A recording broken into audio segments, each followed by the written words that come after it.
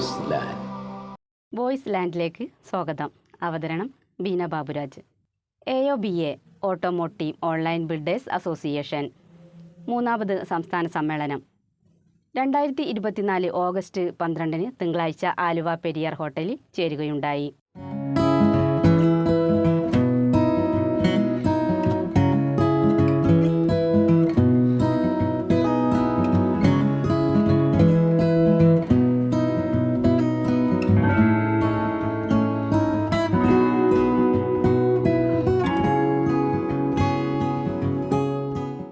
വാഹന വ്യാപാര മേഖല നേരിടുന്ന പ്രതിസന്ധികൾ, പരിഹാരമാർഗങ്ങൾ പ്രധാന വിഷയമായിരുന്നു. ബഹുമാനപ്പെട്ട എറണാകുളം RTO ശ്രീ മനോജ് K ഉദ്ഘാടനം നിർവഹിച്ചു.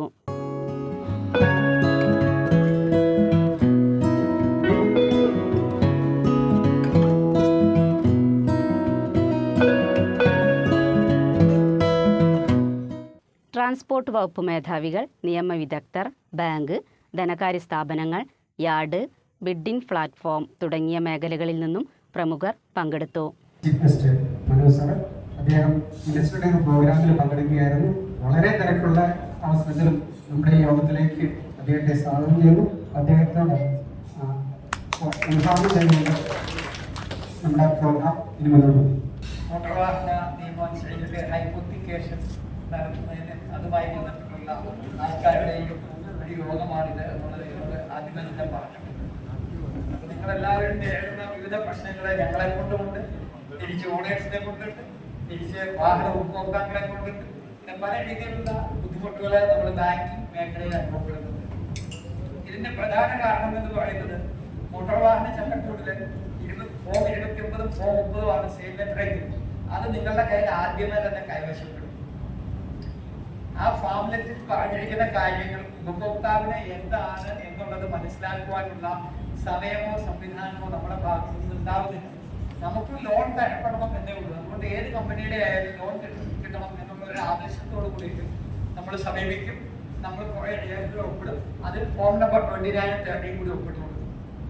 അത് കഴിഞ്ഞാൽ ഇത് ഡയറക്റ്റ് ആയിട്ട് ഓപ്ഷൻ നടത്തുകയോ അല്ലെങ്കിൽ ആ രീതിയിൽ സെക്കൻഡ് കസ്റ്റമറിനെ കണ്ടുപിടിച്ചിട്ട് ഒരു ഫോം 34 കൂടി വെച്ച് കഴിഞ്ഞിട്ട് ഇത് ടെർമിനേഷൻ ചെയ്ത് ഫോം 34 വഴി മറ്റൊരു ഉപഭോക്താവിനെ വേറൊരു ഫിനാൻസ് വഴി മാറ്റുന്ന ഒരു പ്രക്രിയയാണ് ഇപ്പൊ നടന്നുകൊണ്ടിരിക്കുന്നത്. ഞാൻ പറഞ്ഞില്ലെങ്കിൽ ചെയ്തുകൊണ്ടിരിക്കുന്ന പ്രക്രിയ അതാണ്. അപ്പൊ ഇതില് പല ആൾക്കാർക്കും നല്ല അവയർനെസ് വന്നിട്ടുണ്ട്. അതുകൊണ്ട് തന്നെ നമ്മൾ ഇതിലേക്ക് ചെയ്യേണ്ട കാര്യം എന്ന് പറയുന്നത് ഓപ്ഷൻ നടത്തുന്നതിന് മുൻപ് ഫോം 35 വഴി ഉള്ള കൈമാറ്റം വേണമോ വേണ്ടയോ എന്നുള്ളത് നിങ്ങൾ ആലോചിക്കും. കാരണം ഇതൊരു രഹസ്യ കൈമാറ്റമാണ്. ഏത് ഈ ഫോം 35 വഴി ഉപഭോക്താവ് അറിയാതെ ഉള്ള ഒരു കൈമാറ്റം നടക്കുന്നത് ആദ്യമേ തന്നെ നമ്മുടെ റെക്കോർഡിക്കലായിട്ട് ചെയ്തു വെക്കുക ഇല്ലേ? ഇവിടെ മറ്റു ഫിനാൻസ് കമ്പനികളിലെ ആൾക്കാരെ എല്ലാത്തിലും നമ്മൾ ചെയ്യുന്നത്. അപ്പൊ ഇത് തന്നെയല്ല, ജനങ്ങൾക്ക് അവയർനെസ് കൂടിയിരിക്കുകയാണ്. അപ്പൊ നമ്മുടെ ആക്ട് റൂൾ എന്ത് പറയുന്നു എന്നുള്ളതിനകത്ത് വലിയൊരു ഘടകമാണ്. ഒരു ഫിനാൻസ് ചെയ്ത ഒരു വണ്ടി അയാൾ ഫിനാൻസ് ടെർമിനേറ്റ് ചെയ്യാതെ അയാൾ കൈവശം വെച്ച് അതായത് ഫിനാൻസ് അടയ്ക്കാതിരിക്കും, നമുക്കത് പ്രോസസ് ചെയ്യാം. ആ പ്രോസസ് ചെയ്യാനുള്ള റൂൾസ് എന്തൊക്കെയാണെന്ന് വെച്ച് കഴിഞ്ഞാൽ അതനുസരിച്ചിട്ട് വേണം നമ്മൾ ചെയ്യാൻ. അല്ലാതെ ഇത് ഡയറക്റ്റ് കൈമാറ്റം നടത്തി കഴിയുമ്പോൾ നിങ്ങളുടെ ലീഗൽ സെന്റ് എന്ന് പറയാം, അത് കുഴപ്പമൊന്നുമില്ല, അങ്ങോട്ട് ചെയ്തോന്ന് പറയും. പക്ഷെ ചിലപ്പോൾ ഈ ഫിനാൻസ് ചെയ്ത കസ്റ്റമർക്ക് ഈ വാഹനം തിരികെ വേണമെന്നുണ്ടാവും. അയാൾക്ക് വൈകാരികതയുള്ള വാഹനമായിട്ടില്ല. അപ്പൊ അയാൾ എന്ത് വിലയും കൊടുത്ത് എടുക്കാൻ തയ്യാറാവും. അപ്പൊ അങ്ങനത്തെ സാഹചര്യങ്ങളൊക്കെ ഡിസ്പ്യൂട്ടിലേക്ക് ചെന്ന് കലാശിക്കും അല്ലേ? ഞാൻ അറിയാതെയാണ് എന്റെ വാഹനം വിറ്റത്. അപ്പൊ ഇങ്ങനെയുള്ള ഡിസ്പ്യൂട്ട്സ് വരാതിരിക്കാൻ അത് പ്രോപ്പർ മെത്തേഡ് തന്നെ അഡോപ്റ്റ് ചെയ്യുക. ഒന്ന് RTO ഓഫീസിൽ അറിയിക്കുക, ഇവിടെ നിന്ന് തന്നെ അതിന്റെ ഇന്റിമേഷൻസ് പോവുക, അത് കഴിഞ്ഞതിന് ശേഷം ഹിയറിംഗ് നടത്തി അടുത്ത ട്രാൻസ്ഫർ ചെയ്യുക. ഇതാണ് അതിന്റെ പ്രൊസീജിയർ. വലിയ വണ്ടികളുടെ, അതായത് കാറുകളുടെ കൊമേഴ്ഷ്യൽ വണ്ടികളുടെയൊക്കെ വാല്യുവേഷൻ, ചെറിയ ആക്സിഡന്റ് ഉണ്ടെങ്കിൽ പോലും അവിടെ ആ ബ്രാഞ്ചിലെ മാനേജർ എളുപ്പം ഹാൻഡിൽ ചെയ്യാനായിട്ട് ഇത് അണ്ടർ വാല്യുവേഷൻ നടത്തും. അതായത് ഇതിന്റെ വാല്യുവേഷൻ ഒത്തിരി താഴെയാക്കിയിട്ട് ഇപ്പോൾ ഒരു 5 ലക്ഷം രൂപ ആക്സിഡന്റ് ആയ വണ്ടിക്ക് വില ഉണ്ടെങ്കിൽ പോലും പുള്ളി അത് ഒരു 1-1.5 ലക്ഷം രൂപയൊക്കെ ഇട്ടിട്ട് കൊടുക്കും. അങ്ങനെ ഒരു ഫസ്റ്റ് ചോയ്സ് ഒക്കെ കുറേ വണ്ടികളുടെ വാല്യുവേഷൻ നടത്തുന്നു. ഫസ്റ്റ് ചോയ്സിന്റെ ആളുകളാണ് മിക്കവാറും വാല്യുവേഷൻ ഒക്കെ നടത്തുന്നത് എന്നാണ് എനിക്ക് തോന്നുന്നത്, കുറേ ഫൈനാൻസിന്റെ. അപ്പോൾ ഇവരൊക്കെ വാല്യൂ ചെയ്യും. ഈ വണ്ടിക്ക് ഈ 1-1.5 ലക്ഷം രൂപ മാത്രം ഈ വാല്യുവേഷൻ ഇവരിട്ടാല് പിന്നെ നമ്മൾ ഏത് ഫൈനാൻസിൽ ലോണിന് ചെന്നാലും ഈ വാല്യുവേഷൻ അവിടെ കിടക്കും. ഈ വാല്യുവേഷൻ അവിടെ കിടക്കുന്നതുകൊണ്ട് നമുക്ക് അതിന് ലോൺ കിട്ടില്ല. അപ്പോൾ ദയവായിട്ട് അതുപോലെയുള്ള കാര്യങ്ങൾ കൂടി ഒന്ന് ശ്രദ്ധിക്കണം. എനിക്കത് അനുഭവമുണ്ട്. ചില കേസുകളിൽ ഒരു കുറെ ബിൽഡേഴ്സ് അതുപോലെ എന്നെ വിളിച്ച് പറഞ്ഞിട്ടുണ്ട്, ഈ വണ്ടിക്ക് കുഴപ്പമില്ല, പക്ഷേ ഈ വണ്ടി നമ്മൾ റിഫർബിഷ് ചെയ്തിട്ട് ലോൺ ശ്രമിക്കുമ്പോൾ 5 ലക്ഷം രൂപ മാർക്കറ്റ് വാല്യുള്ള വണ്ടിക്ക് 1.5 ലക്ഷം രൂപ 2 ലക്ഷം രൂപ വരെ ലോൺ കയറുന്നുള്ളൂ. കാരണം ഇതിന്റെ വാല്യുവേഷൻ താഴെ കിടക്കുന്നു. ഇത് കൂടാതെ വേറൊരു കാര്യം, ബിൽഡിംഗ് പ്ലാറ്റ്ഫോമിന്റെ ആരും തന്നെ എത്തിയിട്ടില്ല എന്നാണ് എനിക്ക് തോന്നുന്നത്. അപ്പോൾ ഞങ്ങൾക്ക് ഒരു ഓൺലൈൻ സൈറ്റ് ഉണ്ട്. ഞങ്ങൾക്കൊരു സൈറ്റ് ഉണ്ട്, ഓൺലൈൻ ഓപ്ഷൻ വരെ നടത്താനായിട്ട് അതിന് കപ്പാസിറ്റി ഉണ്ട്. അപ്പോൾ അങ്ങനെ ഒരു സൈറ്റാണ് ഞങ്ങൾ തയ്യാറാക്കിയിരിക്കുന്നത്. അതിന് നിങ്ങൾക്ക് വേറെ ബിൽഡിംഗ് പ്ലാറ്റ്ഫോമുകളിലൊക്കെ കൊടുത്തിട്ട് ഇനി വിറ്റ് പോകാത്ത വണ്ടികൾ വേണമെങ്കിൽ ഞങ്ങളെ ഏൽപ്പിച്ചാൽ ഞങ്ങളത് നോക്കാം. ഇനി ഓപ്പൺ ഓപ്ഷൻ ആണ്, യാർഡ് ഓപ്ഷൻ ആണെങ്കിലും അതുപോലെ തന്നെ ഓൺലൈൻ ഓപ്ഷൻ ആണെങ്കിലും ചെയ്യാനുള്ള കപ്പാസിറ്റി സംഘടനയ്ക്കുണ്ട്. ഇത്രയും കാര്യങ്ങളാണ് ജനറലായിട്ട് എൻ്റെ ശ്രദ്ധയിലുള്ളത്. സർമാന അതിനുവേണ്ടി നമ്മുടെ ചർച്ചയിൽ ഒരു ആൻസർ കണ്ടെത്തും എന്ന് തന്നെയാണ് ഞാൻ കരുതുന്നത്. AOBയുടെ അധ്യക്ഷൻ ആദരണീയനായ ഹരിഹരൻ സാർ, മറ്റ് ഫിനാൻസ് കമ്പനിയിലെ ഭാരവാഹികൾ, ഓൺലൈൻ ബിൽഡേഴ്സ് അസോസിയേഷൻ്റെ ഭാരവാഹികൾ, സത്യത്തിൽ ഈ ഒരു യോഗത്തിൽ വന്നപ്പോൾ നിങ്ങളുടെ ഒരു മീറ്റിംഗ് എന്നുള്ളതായിരുന്നു എൻ്റെ ഞാൻ വിചാരിച്ചിരുന്നത്. പക്ഷെ ഞാനിപ്പോൾ ഇവിടെ നിങ്ങളുടെ ഭാരവാഹികൾ സംസാരിച്ചപ്പോൾ ഇത് എത്രയോ മുമ്പ് നിങ്ങൾ ചിന്തിക്കേണ്ട ഒരു വിഷയമായിരുന്നു എന്ന് തോന്നിപ്പോവുകയാണ്. ഇതിൽ ഡീറ്റെയിൽസിലേക്ക് ഒരുപക്ഷെ ചർച്ചയുണ്ടെങ്കിൽ എനിക്ക് സമയമുണ്ടെങ്കിൽ ഈ പറഞ്ഞ കാര്യങ്ങൾക്ക് എല്ലാത്തിനും വ്യക്തമായിട്ടുള്ള ആൻസറും ഉണ്ട്. ഒരു പരിധിവരെ ഇൻഡസ്ട്രി ഇതുപോലെ മോശമാകാനുണ്ടായ ഒരു കാരണം നമ്മൾ തന്നെ ലക്ഷക്കണക്കിന് രൂപ മറ്റ് സ്ഥാപനങ്ങളിൽ നിന്ന് പണം എടുത്തുകൊണ്ടാണ് ഞങ്ങൾ ബിസിനസ് ചെയ്യുന്നതെന്നുള്ള കാര്യം സത്യമായ കാര്യമാണ്. എല്ലാവർക്കും ഓടിയായിട്ടും ഗോൾഡ് ലോണായിട്ടും ഓയിൽ ലോണായിട്ടും അതുപോലെ സൊസൈറ്റിയുടെ ലോണായിട്ടും എല്ലാ ഭാഗത്തുള്ള ആളുകളാണ് ഇരിക്കുന്നത്. ആരും വെറുതെ അല്ല, ഒരാളുടെയും ഒരു രൂപ കള്ളപ്പണമല്ല എന്നുള്ളത് ഉറപ്പായിട്ട് പറയുകയും ചെയ്യുക. അതുപോലെ തന്നെ ഞങ്ങൾ വണ്ടി കാണാൻ വേണ്ടി യാർഡിൽ ചെല്ലുമ്പോൾ യാർഡ് മാനേജർമാരുണ്ടെങ്കിൽ അവർ ശ്രദ്ധയിൽ വണ്ടി കാണാൻ വേണ്ടി വരുമ്പോൾ ഞങ്ങളെ ഒരു പുറത്താക്കുന്ന രീതിയിൽ സംഭവം.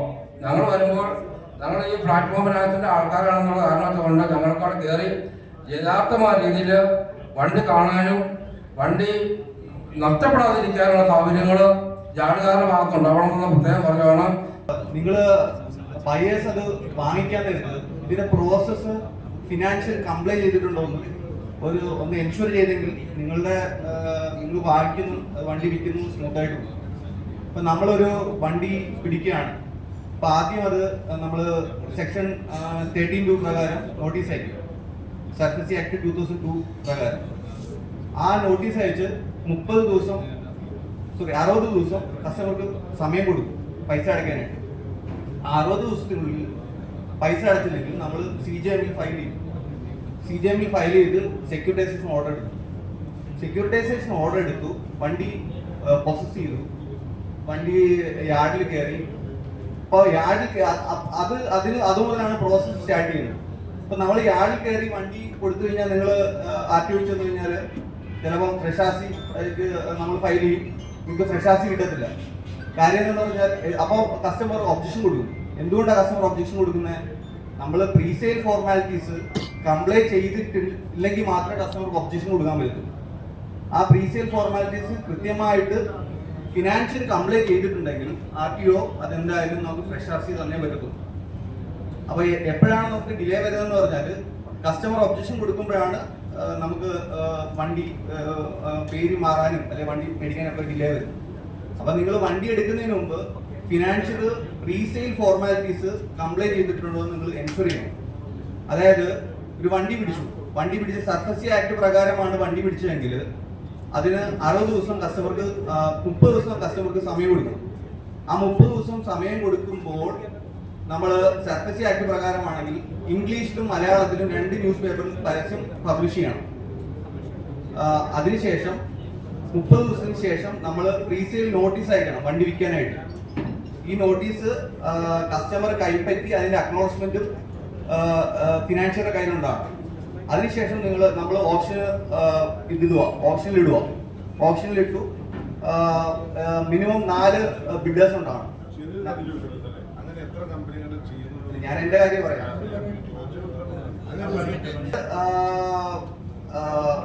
നമ്മള് പരസ്യം കൊടുത്തു, അതിനുശേഷം കസ്റ്റമർക്ക് നോട്ടീസ് അയക്കണം. പിന്നെ ഞങ്ങൾ ഓപ്ഷൻ ഇടാൻ പോവാണ്, നിങ്ങൾക്ക് പൈസ അടച്ച് എടുക്കാമെന്നുണ്ടെങ്കിൽ എടുക്കാമെന്ന് പറഞ്ഞ് നോട്ടീസ് അയക്കണം. ഇത്രയും കാര്യങ്ങൾ ചെയ്തതിന് ശേഷം 4 ബിഡേഴ്സ് ഉണ്ടായിരിക്കണം ബിഡിങ്ങിൽ. 4 ബിഡേഴ്സ് ഉണ്ടെങ്കിൽ മാത്രമേ നമ്മളുടെ അപ്രൂവ് ആകത്തുള്ളൂ. അപ്പൊ നമ്മൾ ഇനി അടുത്തതായിട്ട് ചർച്ചയിലേക്ക് കടക്കുകയാണ്. അപ്പോൾ നമ്മുടെ ഈ ഇത്ര നേരം ഇവിടെ പ്രസംഗിച്ചവരും എല്ലാവരും കുറേയധികം കാര്യങ്ങൾ പറഞ്ഞു. അതുകൂടാതെ അംഗങ്ങൾക്കും ചില സംശയങ്ങൾ ഉണ്ടാവും. അപ്പോൾ എല്ലാവർക്കും ഒരു പൊതു ചർച്ചയാണ് നമ്മൾ ഉദ്ദേശിക്കുന്നത്. ഏകദേശം 1 മണി 1:15 നമ്മുടെ ലഞ്ചിന് ശേഷം പൊതുയോഗം അവസാനിപ്പിക്കുന്നതാണ്. സാറ് ഏതാനും ദിവസത്തിനുള്ളിൽ മനോജ് സാർ വരും. അപ്പോൾ നമുക്ക് ഉദ്ഘാടനം നടത്താം. അപ്പോൾ ഇവിടെ ഫിനാൻസിൽ നിന്ന് വന്നിരിക്കുന്ന സാറുമാർക്കൊക്കെ പോകാനുള്ള തിരക്കുണ്ട്. അതുപോലെ ഹരിയാന സാറിനും തിരക്കുള്ള ആളാണ്. അപ്പോൾ നമുക്ക് വേണ്ടി ഇതിന് സമയം കണ്ടെത്തി വന്നിരിക്കുന്ന സാറുമാരുണ്ട്. അവർക്ക് എല്ലാവർക്കും നന്ദി പറഞ്ഞുകൊണ്ട് നമുക്ക് ചർച്ചയിലേക്ക് കിടക്കാം. ഈ ഓൺലൈൻ മീറ്റിംഗ് നടന്നു കഴിഞ്ഞിട്ടുണ്ടെങ്കിൽ എത്ര ദിവസം കൊണ്ട് അതിന് അപ്രൂവൽ ഉണ്ട് ഇല്ല എന്നുള്ളത് പറഞ്ഞതിന് വേണമെങ്കിൽ വളരെയധികം എളുപ്പമാണ്. നമ്മളൊരു മാസത്തേക്ക് ഈ പൈസ ഹോൾഡ് ചെയ്ത് വെക്കണം. അപ്പൊ എത്ര ഒരു ഓപ്ഷൻ കഴിഞ്ഞ് കഴിഞ്ഞിട്ടുണ്ടെങ്കിൽ 3 അല്ലെങ്കിൽ 5 ദിവസത്തിനുള്ളിൽ അതിന് അപ്രൂവൽ ഉണ്ടോ ഇല്ലയോ എന്നുള്ളത് നമുക്ക് അറിയാൻ പറ്റിയാൽ നമുക്ക് അടുത്ത വണ്ടി എടുക്കാൻ സാധിക്കും. ബാങ്കുകൾ പിടിച്ചെടുത്ത വണ്ടി ഫ്രഷ് എടുക്കാതെ കൊടുക്കുന്നത് നിയമവിരുദ്ധമാണ്. RC സറണ്ടർ ചെയ്താൽ തന്നെ ഫ്രഷ് RC എടുക്കണം. രജിസ്റ്റേർഡ് ഓണർ RC സറണ്ടർ ചെയ്താലും ബാങ്ക് ഫ്രഷ് RC എടുത്തേ വെക്കാൻ പാടില്ല. പല നിയമക്കുറിപ്പ് ഒഴിവാകുന്നു. ഫ്രഷ് RC എടുക്കുന്നതിന് വേണ്ടിയിട്ട് രജിസ്റ്റേർഡ് ഓണർ ഒബ്ജക്ഷൻ ചെയ്യുന്ന സംഭവം ഉണ്ടായിട്ടുണ്ട്. രജിസ്റ്റേർഡ് ഒബ്ജക്ഷൻ ചെയ്തിട്ടുണ്ട്. ഈ ഒബ്ജക്ഷൻ ചെയ്യുന്ന സാഹചര്യത്തിൽ എന്റെ വിഷയം തന്നെയാണ്. ഞാൻ ഹൈക്കോടതിയിൽ കേസ് വാദിച്ചിട്ടുണ്ട്. കേസ് വിധിയായിട്ടുണ്ട്. ആ കേസ് വിധിയായിട്ടുള്ളത് ശരിക്കും പറഞ്ഞാൽ അവിടുത്തെ ഏതോ വാർഡ് ഓഫീസാണ് വെച്ചാൽ വാർഡ് ഓഫീസിലെ ജോയിന്റ് ആയിട്ടാണ് ആദ്യമോ അദ്ദേഹത്തിന് പരമാധികാരം കൊള്ളിച്ചുകൊണ്ടാണ് ആ വിധി നടപ്പാവുന്നത്. അപ്പം ആ സാഹചര്യത്തിൽ ഹൈക്കോടതി വിധി കിട്ടി. ആർട്ടിഫിക്കറ്റ് കൊടുത്തപ്പോൾ അവർ ജോയിന്റ് പല രീതിയിലുള്ള തന്ത്രങ്ങളൊക്കെ വേണ്ടുന്നു. ആർട്ടിഫിക്കറ്റ് കൃഷി ചെയ്തില്ല. അവസാനം എൻ്റെ യഥാർത്ഥമായ രീതിയിലുള്ള കുറെ കോഴ്സുകളൊക്കെ ഉപയോഗിച്ച് സംസാരങ്ങൾ വന്നതിന് ശേഷമാണ് വീണ്ടും വക്കീൽ കണ്ടനത്തിന് ഓർഡർ വന്നതിന് ശേഷമാണ് ബുക്ക് ചെയ്തത്. ആ ഒരു സാഹചര്യത്തെ കുറിച്ച് ഒന്ന് പ്രതിപാദിച്ച് തന്നാൽ പോകാനും 51(5) എന്ന് പറഞ്ഞിട്ടുള്ളത് ഫൈനാൻഷ്യൽ 51 സെക്ഷൻ 51 തന്നെ ഫൈനാൻഷ്യറുടെ എല്ലാ അവകാശങ്ങളും പ്രൊട്ടക്ട് ചെയ്ത് ഗവൺമെന്റ് ഉണ്ടാക്കിയിട്ടുള്ള ഒരു നിയമമാണ്. ആ സെക്ഷൻ വെച്ചിട്ടാണ് ഈ പെർമിറ്റ് റിന്യൂവൽ തടസ്സപ്പെടുത്താനും ഫൈനാൻസുകാർക്ക് RC കിട്ടാനെല്ലാം പരമാധികാരം. 2 കാര്യം ഉണ്ടാവും. ഒന്ന്, ഹയർ പർച്ചേസ് അല്ലെങ്കിൽ ഹൈപ്പോത്തറ്റിക്കൽ എഗ്രിമെന്റ് ഉണ്ടാവും. ആ എഗ്രിമെന്റ് അനുസരിച്ച് വണ്ടി പിടിച്ചിട്ടുണ്ടാവും. ആ പിടിച്ച വണ്ടിക്ക് പിടിച്ചു കഴിഞ്ഞു കഴിഞ്ഞാൽ അവർക്ക് ഒരു നോട്ടീസ് കൊടുക്കണം. 7 ദിവസത്തിനുള്ളിൽ 10 ദിവസത്തിനുള്ളിൽ RC സറണ്ടർ ചെയ്യാൻ പറ്റും. അവർ തരുന്നില്ലെങ്കിൽ ഈ അപേക്ഷ RT ഓഫീസിൽ കൊടുത്തു കഴിഞ്ഞാൽ RT ഓഫീസിൽ നിന്ന് ഒരു നോട്ടീസ് കൂടി അവർക്ക് അയക്കും. Registered owner. ആ രജിസ്റ്റേർഡ് ഓണർ തന്നാലും തന്നില്ലെങ്കിലും ഈ ഫൈനാൻഷ്യർക്കും പുസ്തകം കിട്ടണം. പിന്നെ ഒബ്ജക്ഷൻ കൊടുത്താൽ അത് നിലനിൽക്കേണ്ടതില്ല. ഇപ്പം ബ്ലാക്ക് ലിസ്റ്റിംഗ് വന്നിട്ടുണ്ട്. അത് പറഞ്ഞിട്ടുള്ള കോർട്ട് ഓർഡർ ഉണ്ടെങ്കിൽ മാത്രമേ, വേറെ ഏതെങ്കിലും കോടതിയുടെ തടസ്സമുണ്ടെങ്കിൽ മാത്രമേ അത് പിടിച്ചു വയ്ക്കാൻ പാടില്ല. അല്ലെങ്കിൽ അത് തന്നിരിക്കണം. പിന്നെ ട്രാൻസ്പോർട്ട് കമ്പനിയുടെ ഇടപെടുകയാണെങ്കിൽ ഇതിനൊരു ഗൈഡ് ലൈൻ വെക്കാം. 30 ദിവസത്തിനുള്ളിൽ എല്ലാം കൊടുക്കണം.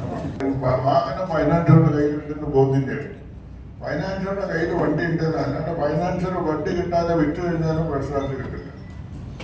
ഫ്രഷ് RC അപേക്ഷിച്ചാൽ ഫൈനാൻഷ്യറുടെ കയ്യിൽ വണ്ടി ഉണ്ടാവും. അത് ചേർന്ന് വിൽക്കാവും.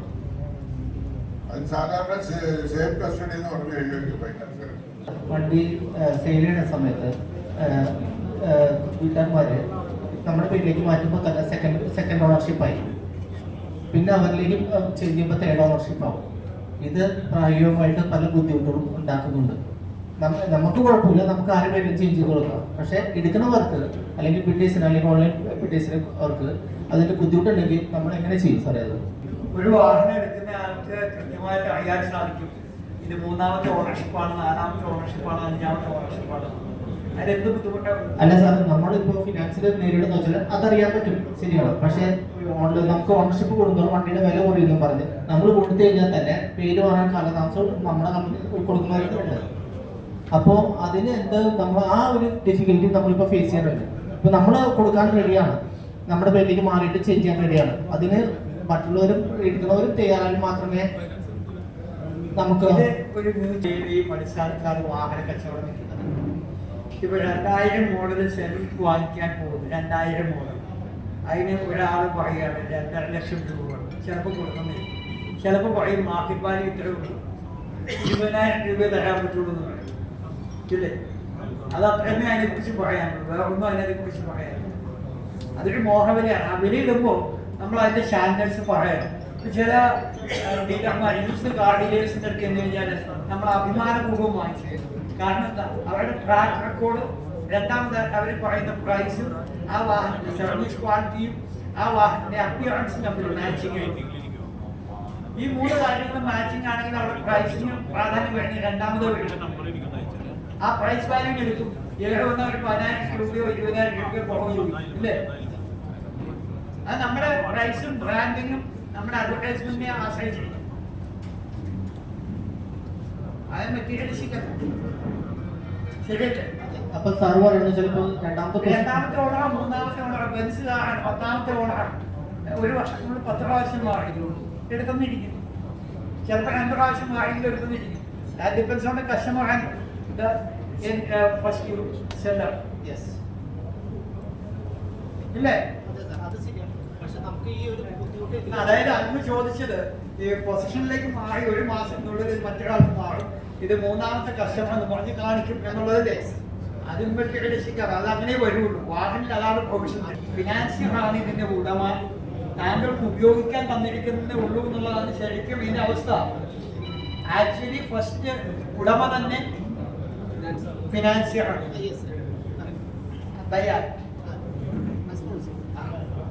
അപ്പൊ അത് പറഞ്ഞ് മനസ്സിലാക്കുക എന്നുള്ളത് ചെയ്യാൻ പറ്റുള്ളൂ. ഇനി ഇതിന് വല്ല മാറ്റങ്ങളും വരുത്തണമെന്നുണ്ടെങ്കിൽ മൊത്തമായിട്ട് സെൻട്രൽ ഗവൺമെന്റ് ആക്ട് ആണ്, അതിൽ തന്നെ മാറ്റം വരുത്തുന്നത്. ഞങ്ങളിപ്പോൾ മുമ്പത്തെ പോലെ ബലമായിട്ടുള്ള റീപോഷനോ വണ്ടിപിടുത്തോ ഒന്നും എവിടെ നടക്കുന്നില്ല. നമ്മൾ 90% വണ്ടികളും സാധാരണക്കാർക്ക് പൈസ അടയ്ക്കാൻ പറ്റാത്തതുകൊണ്ട് അവർ തന്നെ സ്വയമായിട്ട് സർവർ ചെയ്യുന്ന വണ്ടികളാണ്. ഈ വാഹനം ഞങ്ങൾ നിയമപ്രകാരം നോട്ടീസ് അയച്ചിട്ട് 1 മാസത്തോളം യാർഡിൽ വെച്ചിട്ടാണ് എല്ലാവിധ നിയമം പാലിച്ചുകൊണ്ട് തന്നെയാണ് കൊടുക്കുന്നത്. ഈ പറഞ്ഞ പോലെ ഫ്രഷ് ആർസിയുടെ ഒരു ഡിലേ വരുന്നുണ്ട്, അതില്ലാതെ തന്നെ 35 ബാക്കിയുള്ള കാര്യങ്ങളെല്ലാം ചെയ്തിട്ട് ഓൺലൈൻ സൈറ്റ്, വെബ്സൈറ്റ് മുഖാന്തരമാണ് നേരത്തിൽ പോകുന്നത്. അപ്പോൾ അതിന് ഈ നമ്മുടെ വിഡേഴ്സ് പറയുന്നത് ഈ OTPയുടെ പ്രശ്നങ്ങളാണ് വണ്ടി ട്രാൻസ്ഫർ ചെയ്യണം. അതിനെന്തെങ്കിലും ചെയ്തു കൊടുക്കാൻ ശരിക്കും സബ്മിറ്റ് ചെയ്ത ഒരു ബൈപ്പാസിംഗ് ബ്രിഡ്ജാണ്, ശരിക്കും അങ്ങനെ ചെയ്യാൻ പാടുള്ളതല്ല. അപ്പൊ നമ്മളത് ചെയ്തു പോകുന്നു. ഒരു പരസ്പരം സഹകരിക്കുന്ന ഒരു കസ്റ്റമർ ആണെങ്കിൽ നടന്നു പോകുന്നത് എന്ന് മാത്രമേ ഉള്ളൂ. പലപ്പോഴും ഒരു വ്യസനത്തോടു കൂടിയിട്ടായിരിക്കും പലരും ഈ വാഹനം വിൽക്കുന്നത്. ആ ഒരു ബുദ്ധിമുട്ട് അദ്ദേഹത്തിന്റെ ഭാഗത്തുനിന്നുണ്ട് ഒന്ന്. പിന്നെ ഇതിനെ സംബന്ധിച്ച് ഇങ്ങനെ വരുന്ന കേസുകളിൽ നിങ്ങൾ റെപ്രസെന്റ് ചെയ്ത് നോക്കുക. എനിക്ക് തോന്നുന്നില്ല അതിലൊരു ഗവൺമെന്റ് സൈഡിൽ നിന്ന് ഒരു അനുകൂലമായ നിലപാടുണ്ടാകുമെന്ന് എനിക്ക് തോന്നുന്നില്ല. കാരണം ആ പ്രോസസ്സർ മറ്റേ ആൾ പ്രോസസ്സർ മാത്രമാണ് വണ്ടിയുടെ.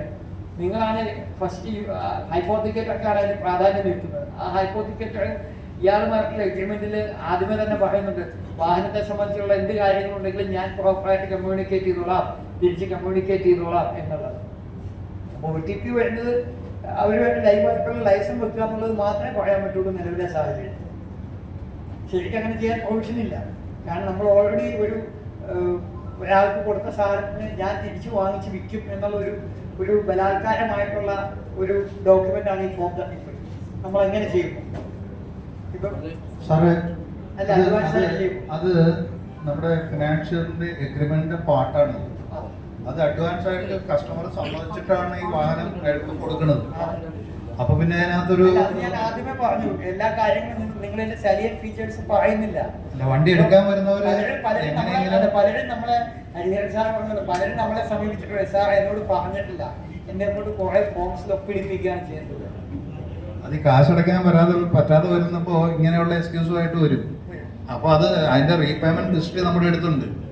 ആ റീപേയ്മെന്റ് നമുക്ക് ചെയ്യാവുന്നത് ഈ എഗ്രിമെന്റ് വയലേഷൻ ആയാലും മാത്രമേ വണ്ടി തിരിച്ചെടുക്കേണ്ട ഒരു സാഹചര്യം ഉണ്ടാവുള്ളൂ. സോ എഗ്രിമെന്റ് വയലേഷനെ കുറിച്ചിട്ട് എഗ്രിമെന്റ് എക്സിക്യൂട്ട് ചെയ്യപ്പെട്ട ആ ഡോക്യുമെന്റ് ഒതന്റിക്കേറ്റ് ചെയ്ത RTO അറിയണ്ടേ? തീർച്ചയായിട്ടും. അപ്പൊ ആ ഡോക്യുമെന്റ്സും കൂടി ആ എഗ്രിമെന്റും ഈ നോട്ടീസും കൂടി സബ്മിറ്റ് ചെയ്ത് കഴിഞ്ഞാൽ, അല്ലെങ്കിൽ ഈ പറഞ്ഞ പോലെ ഒരു റിക്വസ്റ്റും കൂടി, ഈ ഫോൺ നമ്പർ മാറ്റാനുള്ള ഒരു റിക്വസ്റ്റും കൂടി RTOയിൽ സബ്മിറ്റ് ചെയ്ത് കഴിഞ്ഞാൽ അതിനുള്ള സൗകര്യം ചെയ്ത് കൊടുക്കുന്നുണ്ടാവും. അത് ട്രാൻസ്പോർട്ട് കമ്മീഷണറേറ്റിലേക്ക് റെപ്രസെന്റ് ചെയ്ത് അവിടുന്ന് ഡയറക്ഷൻ വരട്ടെ.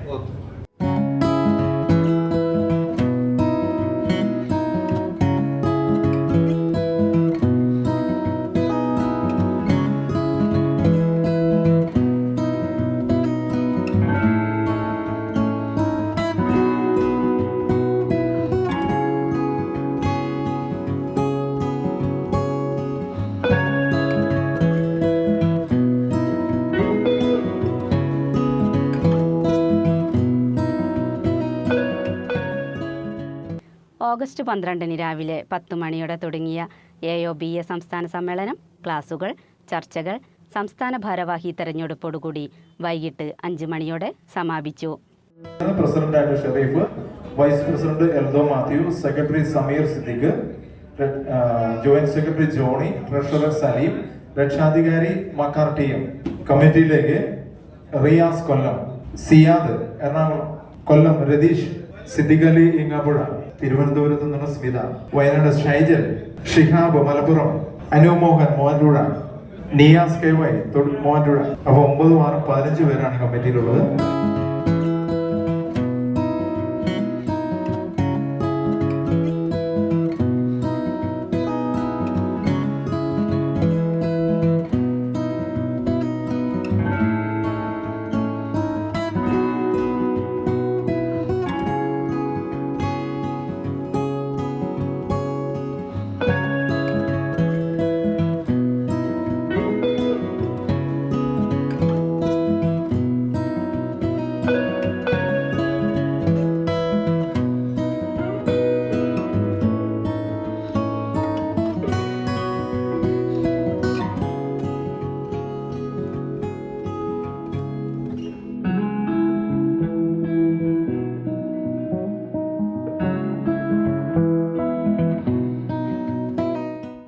മറ്റൊരു എപ്പിസോഡുമായി വീണ്ടും കാണാം. നന്ദി, നമസ്കാരം.